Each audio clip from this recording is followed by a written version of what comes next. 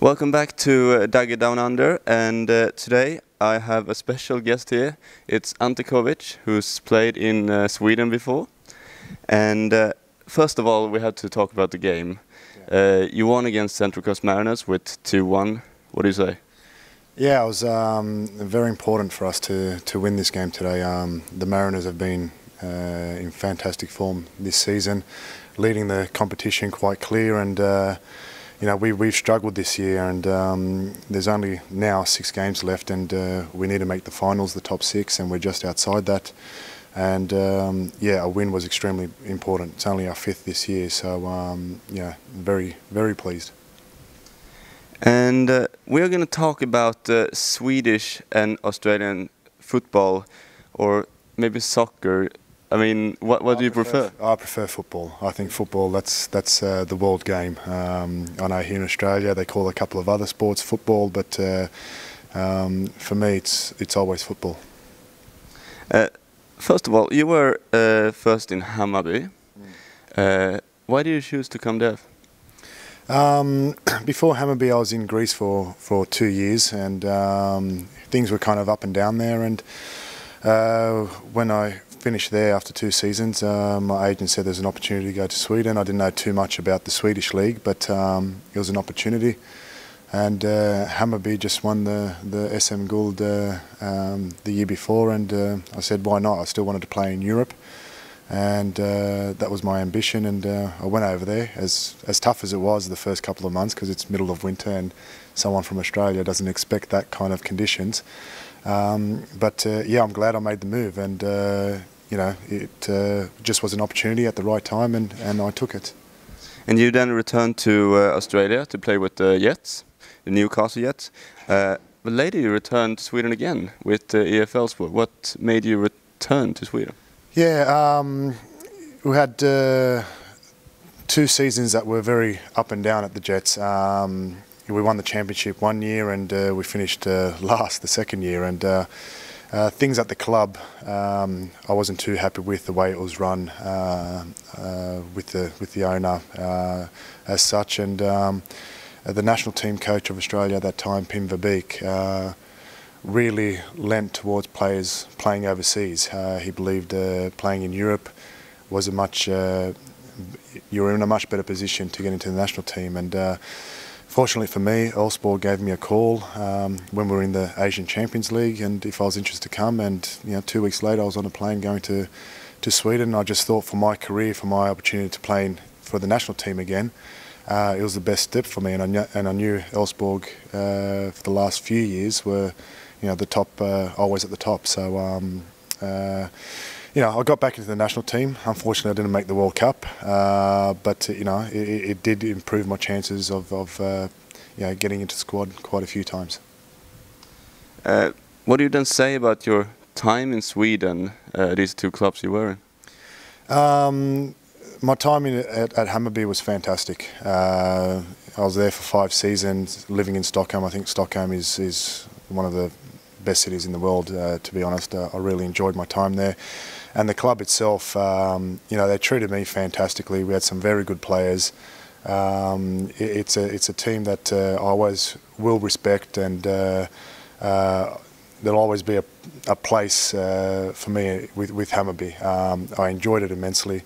The only thing, we didn't win the championship. We came close a couple of times, but they were some of the best years for me in football. Really enjoyed it. As for Allsvenskan, started off very well, and then yeah, a few issues with the coach and so on, and you know, in the end I felt a little bit harshly treated, and you know, it spoiled my 3-year adventure back in Sweden a little bit, but you know, I'm proud of the way that I finished up over there. I think when I was given the opportunities and played the games, I did a very good job for Allsvenskan, and you know, it was a stepping stone in my career, and it's you know, I don't regret anything that I've done in my football career.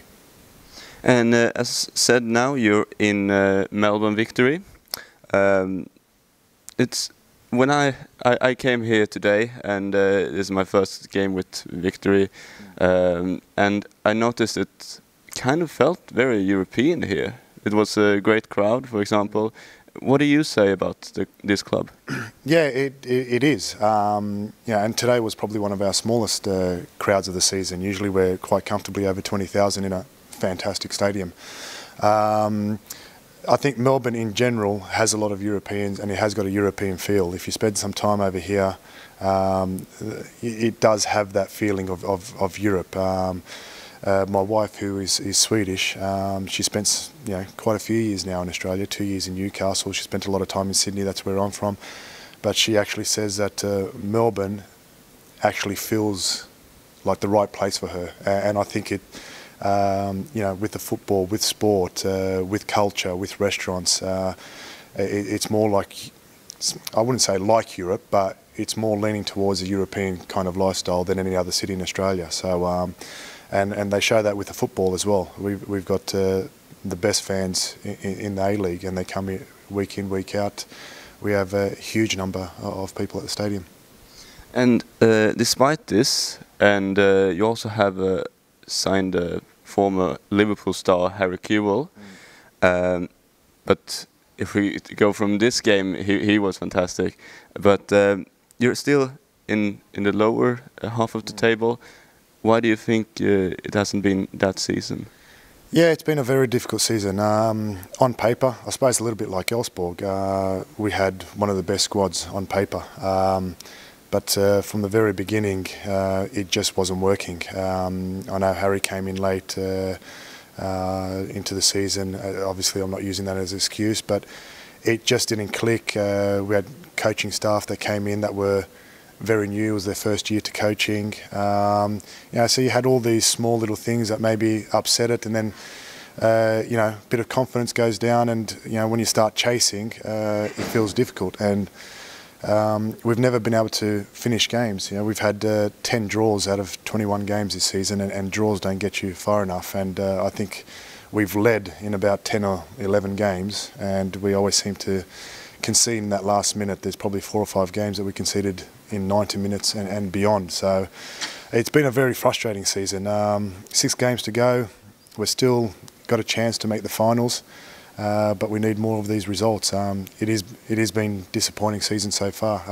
With the players that we have, we should be further up the table. And if we then go back to comparing Sweden and Australia in soccer or football terms, is there anything you miss in Swedish football that you don't have here? I think Swedish football, for me, football is the #1 sport in Europe, and it really shows around. The newspapers, everywhere you go, everyone is excited about football, and that creates a little bit more of a professionalism, especially off the park. We're definitely getting better here, and with the A-League, it's in its 7th year now. It's definitely progressing to a positive way. So in that respect, you have a competition over there that you're in Europe, you've got a chance to play in Europa Cup or qualify for Champions League if you're good enough, and it is the #1 sport there, so you really feel that, and we have a little bit left to go to get to that level, but this sport here right now is growing tremendously. And is there anything that Australia has in its football here that you can't find in Europe? Every team has a fantastic stadium. Not to Europe, but from regarding Sweden and Australia. The stadiums here are fantastic. The quality of the fields are perfect.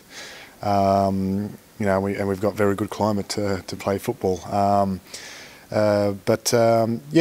It's enjoyable here. There's a buzz here about football because it's growing. And the people who love football can see it becoming one of the major sports in Australia. So, the media is starting to get involved a lot more.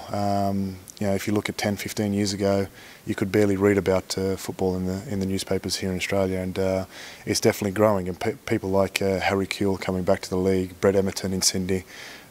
We got some very good, big Australian names that have played in the Premier League, played in huge teams coming back to play, and that's only beneficial for the A-League. If you try to compare the leagues, how well do you think a Swedish top team like Helsingborg or Elfsborg would make it in A-League? Yeah, it's always dangerous to try and compare leagues. You know, in Sweden, there's a higher technical ability, especially in the top teams. Like I've said before, it's definitely getting better here. We still need a bit of improvement, but you know, our work rate, our passion for the game is second to none. But you know, a team like Helsingborg, Elfsborg, you know, definitely be up the top of the table, there and abouts. You know, I think you know, coming down to the middle of Allsvenskan, you know, after probably the top 4 or 5, you know, we'd probably at the moment be somewhere around there. You know, but having said that, a team like Brisbane Roar and even Central Coast this year have been playing some of the best football that's been seen in Australia. So, you know, I'd you know, put money on them as well to do. You know, if they were to go to Sweden and play a full season, they'd be very respectable in the Swedish league.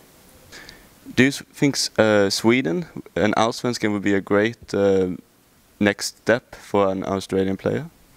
Yeah, I think so. I've always believed that it would be a good step for a young player to go to, rather than probably going to a bigger league and sitting on the bench or playing in the youth system and getting lost. I think Sweden and Scandinavia, for that matter, is a good stepping stone where they could probably get game time.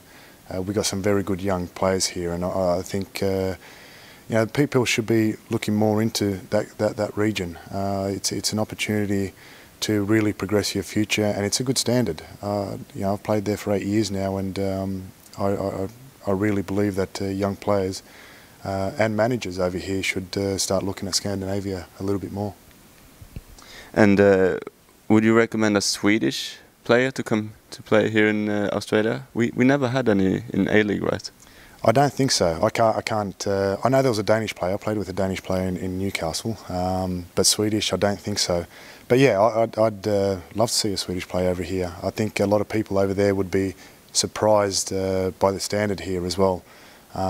It's easy to dismiss Australia being so far away, not hearing much about it, but it's a good level and it's getting better. And even when I left Elfsborg, there's probably a couple of players who are questioning Australia and, you know, the potential of coming out here. And you've got great cities, great stadiums, really good support. It'd be a I'd love to see Swedish players come out here, and they've got the right mental attitude as well. And Melbourne Victory, that you play in, is the biggest team according to fans, and with an average of 20,000. But the other clubs isn't really near this standard. What would you think is needed to create a more interest in football, soccer football here in Australia? Yeah, it's a tricky one. I know obviously media has a big part to play in. We're in competition with Aussie rules football, rugby league, who have always been the biggest sports in Australia, throwing cricket. So we've always had that struggle to compete against Australian sports. It's growing quickly, but we just need more exposure, more young kids you know, playing the game at a junior level. And of course, we need the national team to be doing well. It puts the national team puts a lot of focus on the football, and it creates people to come out here. And the crowds, you know, they are there, and it's a little bit difficult because we are the third, fourth sport in Australia at the moment.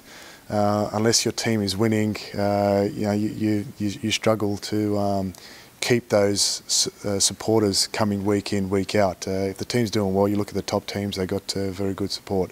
Melbourne Victory is probably one of the exceptions, where it's a very European crowd here in Melbourne, a lot of Europeans here, and you know, a lot of Australian people are really embracing it over here. So we've got fantastic crowds, and you know, hopefully the other teams can pick it up. But yeah, we just need more exposure, more young people in the game, and like I said, the national team to keep doing well and get to those World Cups. And the A-League is still young. Where do you see the A-League 10 years from now? 10 years from now, I'm hoping that we'll be able to match it with sports like rugby league and AFL. I know we'll never be that sport that, like it is in Europe, it's clear number one sport. It's you know, a certain passion there that you can't explain. We've got, like I mentioned before, rugby league, Aussie rules, cricket. That'll always be an Australian sport, and people will always love it. It's a little bit like in America, you got the baseball and the American football. They're special games for that country. But if we can get the support that the rugby league's teams get, and we get the same amount of exposure, that's where I'm hoping it'll be in 10 years' time. That we can be up there and match those other sports and have our own you know, place in the sporting environment in Australia, because it is a very competitive environment here. We've got a lot of sports competing against each other. But yeah, right now there are so many there's more young kids playing football than any other sport in Australia. So it's definitely a step forward. Right. We thank Ante Covic for taking his time, and we have to congratulate him on the victory, even though I work with the Central Coast Mariners. So thank you. Thank you very much.